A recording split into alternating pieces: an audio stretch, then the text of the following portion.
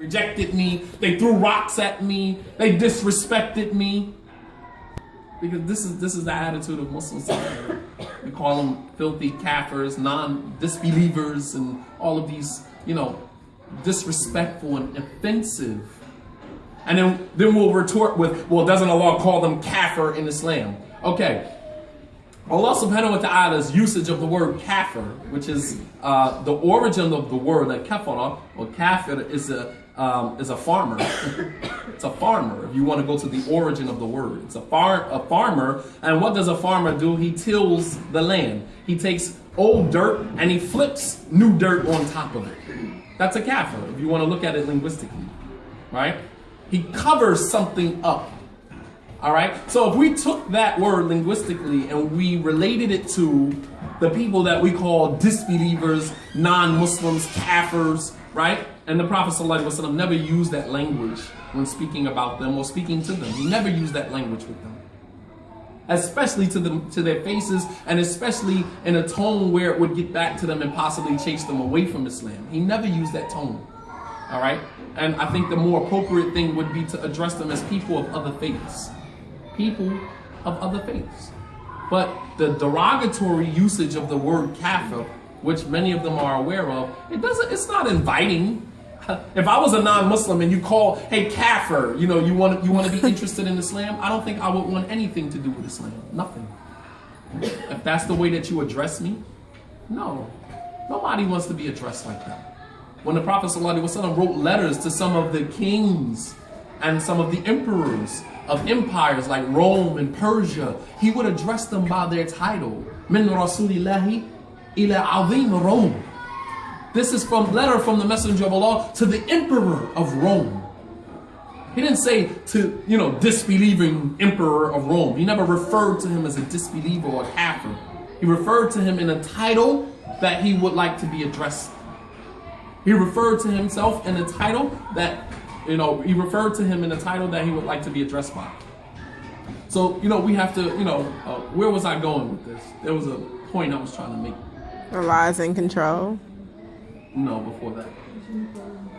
Huh? Okay, before that, there was a point I was trying to make. I'm just trying to see who was paying attention. Oh, you remember? Huh?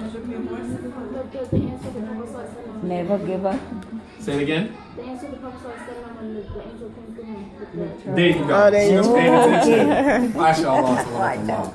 And it's what? It's 4 o'clock. I know after 4 o'clock is the worst time to have a meeting.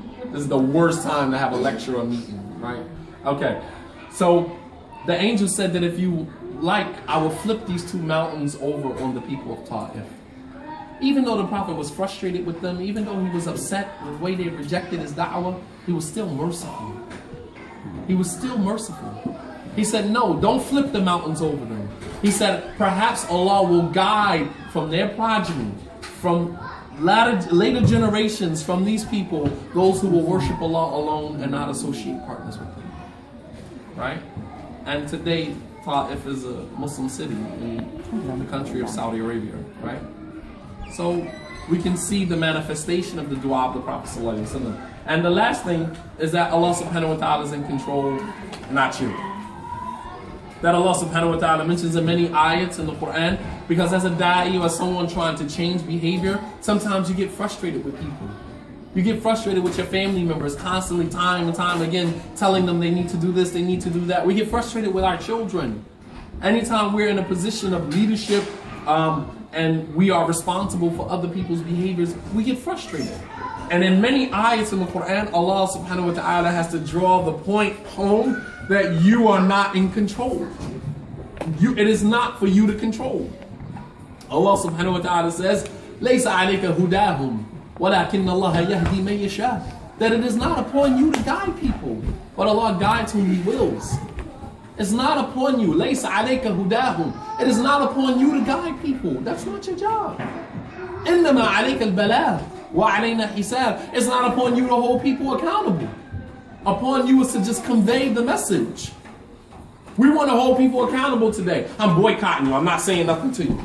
You don't hold me accountable. Allah subhanahu wa ta'ala holds me accountable. You don't hold me accountable. Allah holds me accountable. I'm not saying anything to you. Now, if you want to boycott a person to protect your deen and to stay away from the person because he may be fitna or she may be fitna for you and your deen, that's one thing. You have that right. But to boycott someone as a punishment for them, that's not your job. Because in many instances, that boycott only makes the person more obstinate, only makes them more arrogant, only pushes them further and further away from returning back to what is correct. And if you see that is the case, then why continue boycotting the person? Are we looking for validation? You looking for self-validation? So Allah subhanahu wa ta'ala mentioned to the Prophet sallallahu alaihi wasallam about his own uncle. إِنَّكَ لَا تَهْدِي مَنْ أَحْبَبْتَ وَلَكِنَّ اللَّهَ يَهْدِي مَنْ يَشَاءُ. You do not guide whom you love, but Allah guides whom He wills. And notice Allah said, you do not guide whom you love. Who was Allah talking about? Who was He loving? His uncle. His uncle. His uncle who? Who was his uncle? Abu Talib. Abu Talib. Was Abu Talib a Muslim? No. No, he wasn't. So this also drives home the point that it's okay to love your non-Muslim family members. It's okay to love them. The natural love, the natural love, not a love that we're supposed to have for one another as believers. All right, that's an obligatory love. And I think some of us are more sinful for not having that love than we are for the love that we have for our non-Muslim relatives. We love our non-Muslim relatives. It's the loving of one another in Islam that we struggle with. And it should be the opposite way around. Loving one another as Muslims should not be a struggle of ours. Because that comes naturally when you see another Muslim, and mu'min, mir'atul mu'min, that the believer is a mirror to another believer. When you see a believer, he is a mirror, or she is a mirror to you, reminding you of Allah subhanahu wa ta'ala. When I see my brother, I see my sister in Islam, they remind me of Allah. And when I say remind me of Allah, meaning they remind me of my duty to Allah subhanahu wa ta'ala. But, you know, we have a hard time loving one another. But we don't struggle loving our non-Muslim family members. We love them, right? And it should be the opposite way. We should struggle to love them because of their lifestyles and their disbelief in Allah subhanahu wa ta'ala and their hatred for truth. We should struggle loving somebody like that. And the fact that they utter blasphemy against Allah subhanahu wa ta'ala. Allah says, وَقَالُوا اتَّخَذَ الرَّحْمَنُ وَلَدًا لَقَدْ جِئْتُمْ شَيْئًا إِدًّا تَكَادُ السَّمَاوَاتُ يَتَفَطَّرْنَ مِنْهُ وَتَنْشَقُّ الْأَرْضُ وَتَخِرُّ الْجِبَالُ هَدًّا أَنْ دَعَوْا لِلرَّحْمَنِ وَلَدًا وَمَا يَنْبَغِي لِلرَّحْمَنِ أَنْ يَتَّخِذَ وَلَدًا. That they say that Allah, Ar-Rahman, and notice He uses Ar-Rahman. He doesn't say Allah. He says Ar-Rahman. Because even though they associate partners with Allah, even though they give thanks to other than Allah, Allah is still Ar-Rahman. He's still merciful to them. Subhanallah. He's still merciful to them. So He uses the attribute Ar-Rahman. وَقَالُوا اتَّخَذَ الرَّحْمَنُ وَلَدًا. And they say that Ar-Rahman has taken for Himself a son. Not only that, they used to reject the name Ar-Rahman. وَقَالُوا مَا الرَّحْمَنُ. And what is this Rahman? We don't know. This is a new word. Even though they rejected Ar-Rahman, Allah subhanahu wa ta'ala still emphasizes that He is Rahman. Even though they reject the name Rahman, Allah is still merciful to them, subhanallah. They say that Ar-Rahman has taken for Himself a son. That they have invented an obvious lie. The heavens and the earth was about to rent asunder and split open and crumble because they uttered the statement that Allah has taken for Himself a son. It's hard to love somebody like that. The heavens and the earth can't even contain themselves because they uttered a statement of shirk. How much more would it be for the heart of the believer? It's hard to love somebody who says that Allah subhanahu wa ta'ala thalithu thalatha is one of three, is the third of three. It's hard to love somebody. That should be a struggle, not loving somebody who says La ilaha illallah Muhammad Rasulullah. That should be easy. That should be a piece of cake to love somebody who utters the shahada. Loving someone who utters shirk should be difficult. And in our time, unfortunately, it's the opposite way around. We find it easy to love our fathers and our mothers who are non-Muslims or people of other faiths, right? And we find it difficult to love one another as Muslims. And it shouldn't be like that. It shouldn't be like that. It should be the opposite way around. It's easy. Your heart inclines towards someone who says, Ashhadu an la ilaha illallah Muhammad Rasulullah. It should be easy to love somebody who says that. Allah subhanahu wa ta'ala described the believers ashidda'u alal kuffari ruhama'u bainahum, that they are firm with the non-Muslims or people of other faith, and they are merciful to one another. Merciful to one another. But Allah subhanahu wa ta'ala said, O Messenger of Allah, you do not guide whom you love, but Allah guides whom He wills. So Allah subhanahu wa ta'ala is not in control. No matter how much you want to see somebody guided. He said it's not. Allah subhanahu wa ta'ala is in control. And no matter how much we want to see someone guided, it's not your call. Allah decreed guidance for someone 50,000 years before He brought us into existence. Not only that, when Allah sent the angel to blow the soul into the body of the fetus, He sent the angel to write down 4 things. And those 4 things is whether he's going to be shaqiyun and sa'id, if he's going to be wretched in the hellfire, or whether he's going to be guided, sa'id, happy, and felicity in the hereafter. So a person's guidance is already written for them. And no matter how much we want to see someone guided, it's ultimately in the hands of Allah subhanahu wa ta'ala. So, just keep it in mind, these, 6 points, that before we decide that we want to, interact with, our family members, number 1.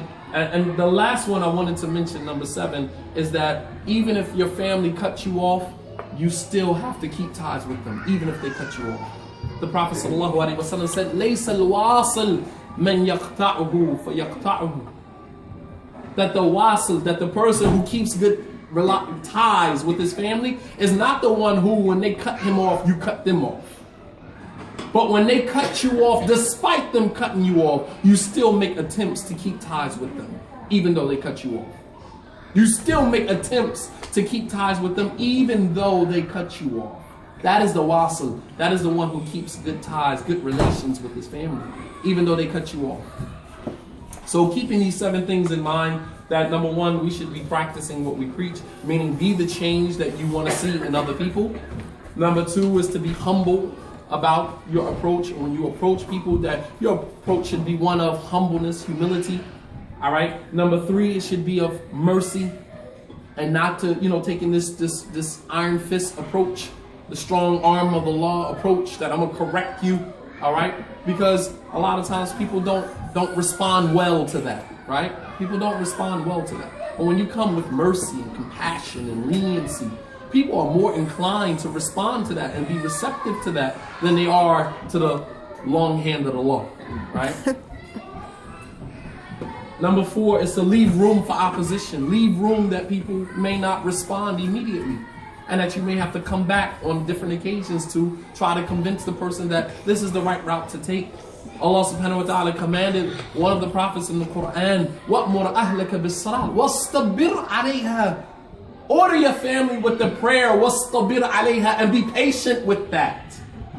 Meaning, don't just tell your son or your daughter or your wife or your husband to get up for Salatul Fajr one time, and then when they don't get up anymore, I don't even wake you up anymore. No, keep at it. وَاسْتَبِرْ عَلَيْهَا, and be patient with it. Don't just give up. Don't just say, I'm tired of getting him up for Salatul Fajr, he never gets up. No, I'm going to get you up every day. Every day you live in the house with me, I'm going to wake you up. If you get mad, alhamdulillah. If you want to throw a temper tantrum, you want to throw something at me, you want to yell at me, alhamdulillah. I take it all on the chin because I'm doing it for the pleasure of Allah subhanahu wa ta'ala. It's okay. I'm not going to get mad that you yelled at me. I'm going to keep doing it. As long as you live in my home, I'm going to keep waking you up for Salatul Fajr. I'm going to keep getting you up for Salatul Isha. I'm going to continue to enjoy what is good and forbid what is evil, despite the fact that you get angry and you get upset. وَأْمُرْ أَهْلَكَ بِالصَّلَاةِ وَاسْتَبِرْ عَلَيْهَا. Order your family with the prayer. Command your family to pray, and be patient with it. Be patient with it. All right? But leave room that people are going to oppose you. Right? And number 5 is to don't underestimate the power of dua. Dua is very powerful, especially as parents. The Prophet ﷺ, he mentioned that there are 3 supplications that will always be responded to. And one of them is the response of the parent for the child. The dua of the mother, or the dua of the father for the child. Imam al-Bukhari, rahimahullah ta'ala, Muhammad ibn Ismail al-Bukhari, he went blind in his life as a kid. And his mother made him a promise.